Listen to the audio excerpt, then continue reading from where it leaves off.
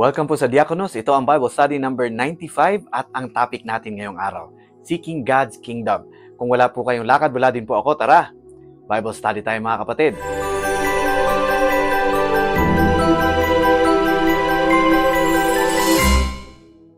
Mga kapatid, ang verse natin today is found in Matthew chapter 6, verse 33. Seek first the kingdom of God and His righteousness, and all these things will be added unto you. Mga kapatid, for sure meron kang kilala na ito ang life verse, na ito ang favorite verse sa Bible. Napakasarap kasi pakinggan, all these things will be added unto you. Mga kapatid, para mas lalo nating maintindihan ang verse na ito, importante na maintindihan din natin ang konteksto nito. Ang Matthew chapter 6, verse 33 ay bahagi ng pagpapaalala ni Jesus sa kanyang mga tagasunod na huwag mag-alala, huwag mag-worry. Ang sabi niya sa kanyang mga tagasunod na huwag mag-alala tungkol sa kanilang mga pangangailangan tulad ng pagkain, inumin, or kung ano man ang dadamitin nila. He also mentions as an example ang mga ibon at mga bulaklak. Hindi nagtatanim o nag-iipon ng pagkain ng mga ibon, ngunit pinapakain sila ng Diyos. Ang mga bulaklak naman ay hindi nagtatrabaho, ngunit mas maganda pa ang kanilang kasuotan kaysa sa OOTD ni Haring Solomon. Dinagdag pa ni Jesus na kung inaalagaan ng Diyos ang mga ibon at bulaklak, gaano pa kaya ang kanyang mga anak na mas mahalaga sa kanya? And Jesus reminds them na walang maidudulot ang worry upang pahabain ang buhay ng isang tao. Sabi ni Jesus, ang worrying ay karaniwan sa mga taong hindi kumikilala sa Diyos. At dito na po pumapasok ang verse natin today. So instead na inuubos natin ang ating mga lakas in worrying, Jesus is giving us an alternative kung saan natin dapat ituon ang ating lakas, ang ating buhay. Seek ye first the kingdom of God. Ano ibig sabihin nito? Does this mean I should give time to Bible studies tulad ng ginagawa natin ngayon? And being a part of a local church? The answer is yes. But it does not stop there. Many of us think this way. Okay, Lord ha, nakapag-Bible study na ako this week. Nakapag-church na ako this week. Okay na ako this week. Okay na ako, Lord, ha? Kapatid, seeking God first means living a life in accordance to the will of God.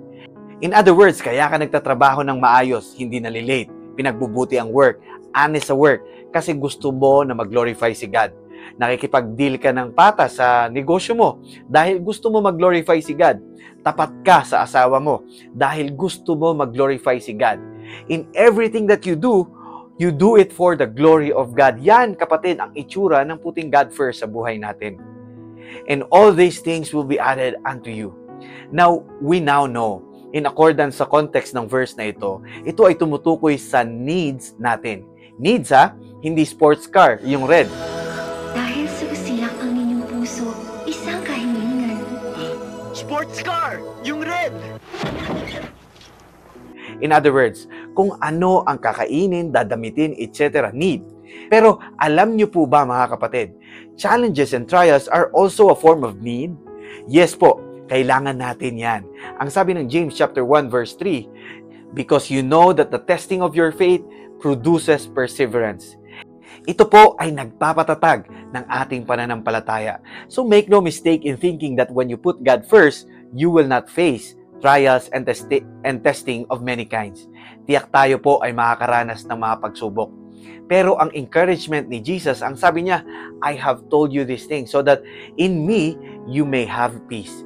In this world, you will have trouble, but take heart, I have overcome the world. So mga kapatid, do not worry. Seek first His kingdom and His righteousness, and all these things, it means your needs, your provision, will be given to you as well. Kapatid, the word kingdom implies there is a king and there are subjects. At kung ang hari ng buhay mo ngayon ay tayo pa rin, ikaw pa rin, sigurado hindi ka mauubusan ng alalahanin. Ikaw kasi ang hari eh.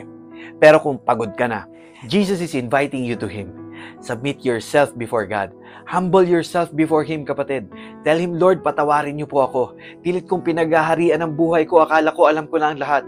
But Lord Jesus, I invite you into my life. From now on, you are now my Lord and my Savior. I submit to your kingship into my life. I believe that Jesus paid for my sins, died on the cross, and rose from the dead to give me eternal life. Kapatid, if you have made that prayer, you are now a believer secured in Jesus' promises. I encourage you to find yourself a Bible-believing church. Grow in the knowledge of God. Talikuran na natin ang mga dati nating masasamang pamumuhay. Mga kapatid, ang Matthew chapter 6 verse 33 ay paanyaya sa atin na ilagay si Jesus bilang una sa ating buhay.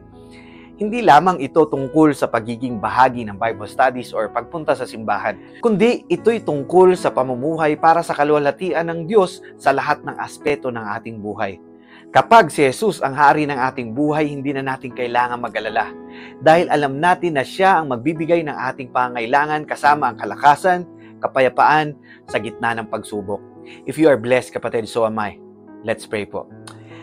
Heavenly Father, Lord, maraming salamat po sa iyong pangako na ikaw ang magbibigay ng aming mga pangangailangan. Turuan niyo po kami na magtiwala sa iyo at mamuhay para sa iyong kalulhatian. Patuloy niyo po kaming gabayan at palakasin sa gitna ng aming mga pagsubok. Sa pangalan ni Jesus, ito po ang aming dalangin. Amen at amen. Kapatid, kung bago ka sa Diakonos, I encourage you to hit that follow button to be notified on our next Bible study. And when you feel that this Bible study po might be helpful sa iba, please do consider sharing this Bible study po. Purihin ang Panginoon. I hope to see you in the next Bible study, God willing. The Lord bless you and keep you. The Lord make His face shine upon you and be gracious to you. The Lord lift up His countenance upon you and give you peace. Hanggang sa muli po nating pagsasama-sama mga kapatid, manatili tayong matatag sa pananampalataya at magpatuloy tayo sa ating paglilingkod sa Panginoon. To God be the glory. God bless you po mga kapatid.